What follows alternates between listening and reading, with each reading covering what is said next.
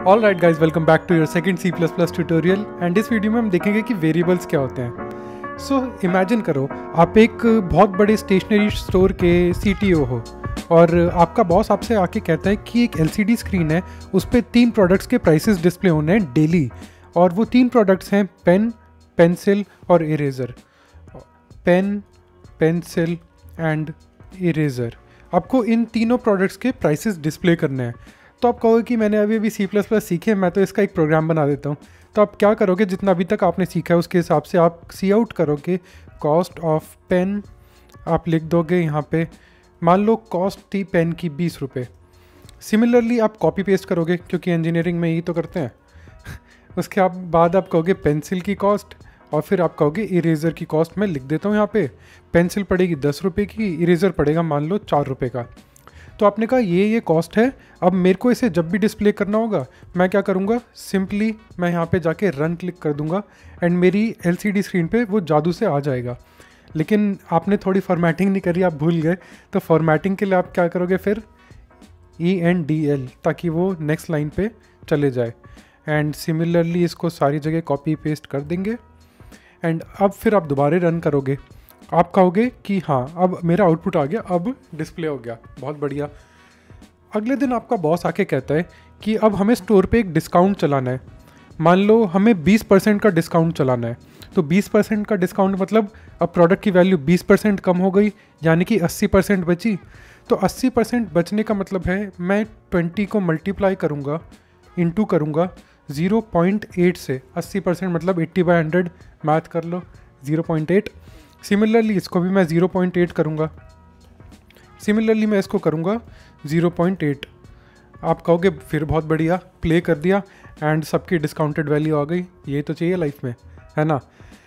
अब मान लो ये तो 3 प्रोडक्ट्स थे, अब आपके बॉस ने और ऐड कर दी 4 प्रोडक्ट। मान लो आपके बॉस ने 3 प्रोडक्ट्स और ऐड कर दिए, उसके बाद 3 प्रोडक्ट्स और ऐड कर दिए, तो आपके टोटल हो गए 9 प्रोडक्ट्स। अब आपको प्राइस प्रिंट करना है, तो आप कहते हो फिर भी चलो ये ठीक है, मैनेजेबल है। लेकिन कल अब आपका बॉस आके कहता है कि अब हमें डिस्काउंट इसे चेंज करना है, अब हमें इसे करना है 0.7। तो अब आप हर जगह जाके इसको 0.7 कर रहोगे।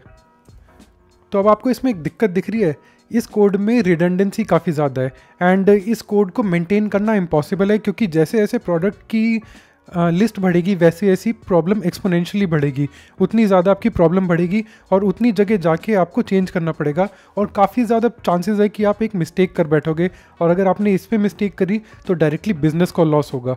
अगर आपको 70% का डिस्काउंट देना था तो आप 100% या 700% का डिस्काउंट दे बैठोगे और आपको अपनी जेब से पैसे देने पड़ जाएंगे। तो ये अवॉइड करने के लिए कितना आइडियल होता कि अगर हम सिर्फ एक जगह डिस्काउंट चेंज करें और वो सब जगह अप्लाई हो जाए। तो ऐसा हम कुछ कर सकते हैं एंड वो करेंगे हम वेरिएबल्स की मदद से। तो अब मैं दिखाता हूँ वेरिएबल क्या होते हैं। तो इस प्रॉब्लम को वेरिएबल से सॉल्व करने के लिए आप वेरिएबल समझो एक ऐसा बॉक्स है, एक ऐसा कंटेनर है जिसमें आप कोई वैल्यू स्टोर कर सकते हो एक तरीके की।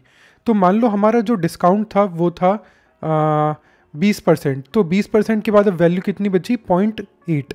तो अब हम इसको स्टोर करेंगे एक वेरिएबल में। ये फ्लोट में क्या लिख रहा हूँ मैं आपको बताऊँगा अभी।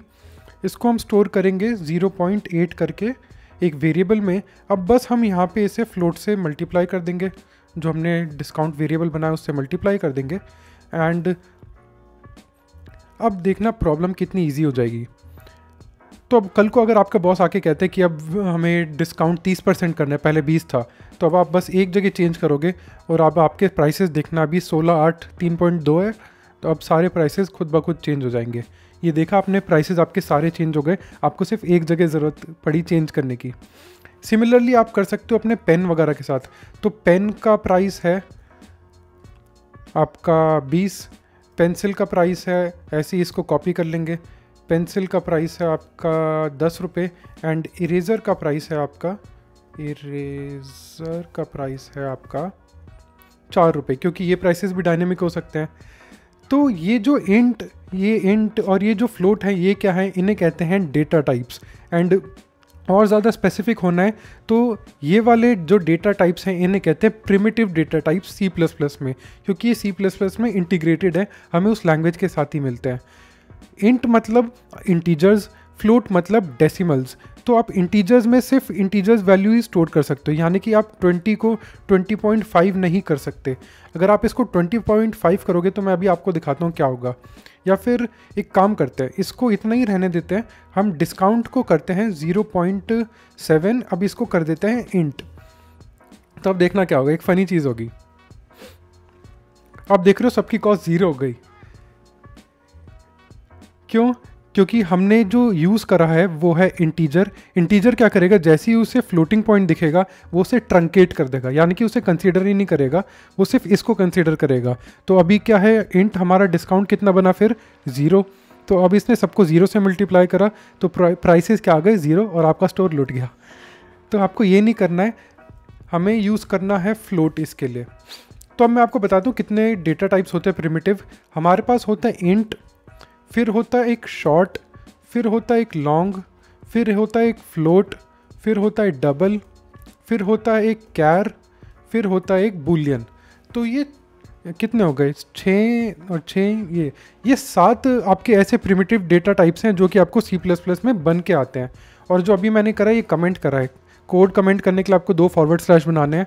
आप ये क्वेश्चन मार्क वाली की होती है उसके नीचे होता है फॉरवर्ड स्लैश, आप दबा सकते हो, इससे ये स्टेटमेंट कंपाइलेशन के टाइम कंपाइल नहीं होगी।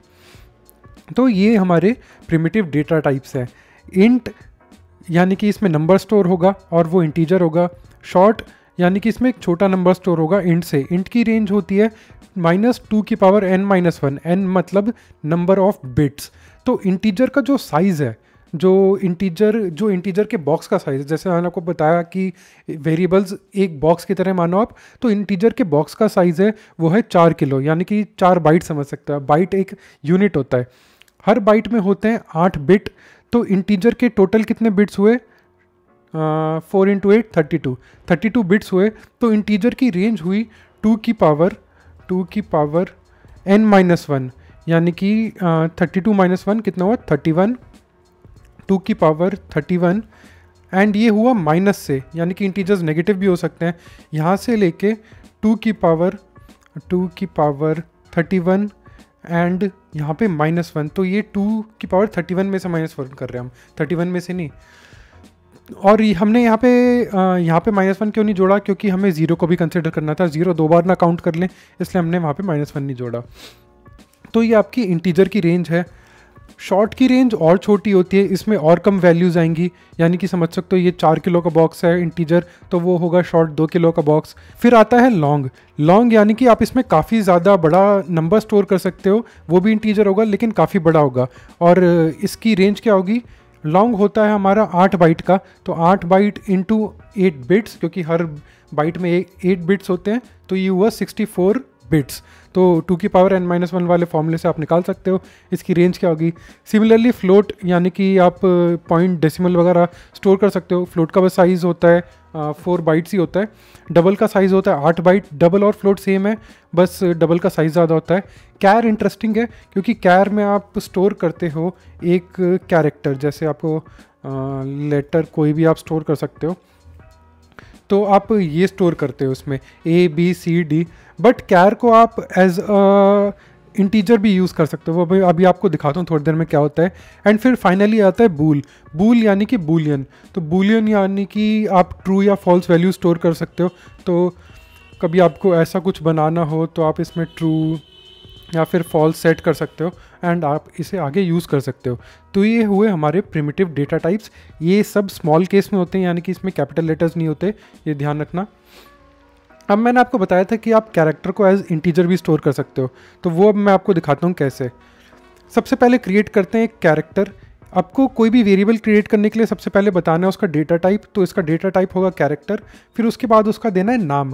तो नाम क्या होगा, यहाँ पे हम स्टोर करते हैं लेटर, और इसको हम इनिशियलाइज़ करेंगे। इनिशियलाइज़ करने के लिए आप इक्वल टू सिंबल लगाओगे, और उसके बाद कैरेक्टर को स्टोर करने के लिए हम सिंगल कोट्स यानी कि जो 2 ऊपर कोट्स आते हैं वो लगाएंगे और कोई कैरेक्टर टाइप करेंगे। अब अगर मैं इसको सी आउट कराऊँ तो आप देखोगे कि क्या होगा।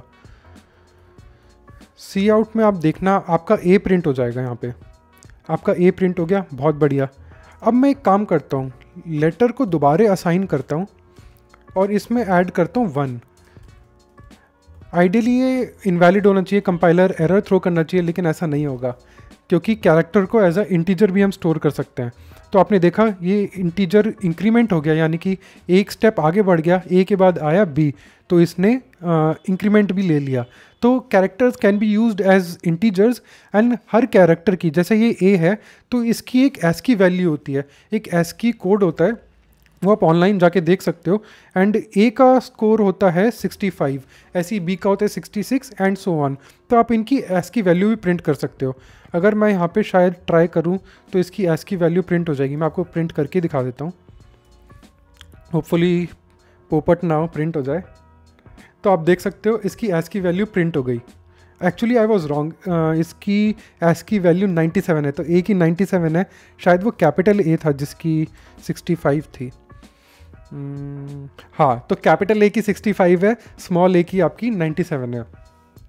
तो character can be used as a integer as well, लेकिन नॉर्मली इंटीजर से काम चल जाता है तो हम कैरेक्टर्स यूज़ नहीं करते। सिमिलरली अगर आपको कोई भी वेरिएबल बनाना है तो आपको पहले देना है उसका डेटा टाइप, फिर देना है उसका नाम, और फिर उसकी वैल्यू, जो भी उसकी डेटा टाइप के हिसाब से वैल्यू है। So this was all about variables. अगर आपको कोई भी वेरिएबल डिक्लेयर करना है तो आपको पता है कैसे। सबसे पहले उसका डेटा टाइप, फिर उसके बाद उसका नाम जैसे कि इंट एज, एंड फिर उसकी वैल्यू यानी कि 18। तो अब आप इसको सी आउट करा सकते हो, इसको मैनिपुलेट कर सकते हो। इसको आप अगर सी आउट कराओगे तो आपका एज जो वेरिएबल है वो प्रिंट हो जाएगा, ना कि आपकी एज। ये अगर आपको age as a string print कराना है तो आप उसको डबल कोट्स में डाल के प्रिंट कराओगे। अब एक और चीज़ मैं आपको बताना चाहता हूँ, वो है क्वालिफायर्स। तो आप वेरिएबल से पहले जो आप डेटा टाइप डिक्लेयर करते हो, आप उससे भी पहले एक चीज़ कर सकते हो जिसे कहते हैं क्वालिफायर। तो क्वालिफायर क्या होते हैं? कॉन्स्ट, अनसाइंड, ये सारे आपके क्वालिफायर्स होते हैं। जैसे कि शॉर्ट मैंने आपको बताया था, शॉर्ट तो एक्चुअली एक डेटा टाइप है। तो कॉन्स्ट और अनसाइंड अभी आप समझ लो, ये आपके क्वालिफायर्स हैं। तो क्वालिफायर्स मैं आपको यूज़ करके बताता हूँ। तो आप टाइप करोगे कॉन्स्ट, फिर इंट, फिर एज इज इक्वल टू 18। मान लो हमने ये टाइप करा, अब फ्यूचर में जाके कोई इसे चेंज नहीं कर सकता। कॉन्स्ट का मतलब होता है कांस्टेंट।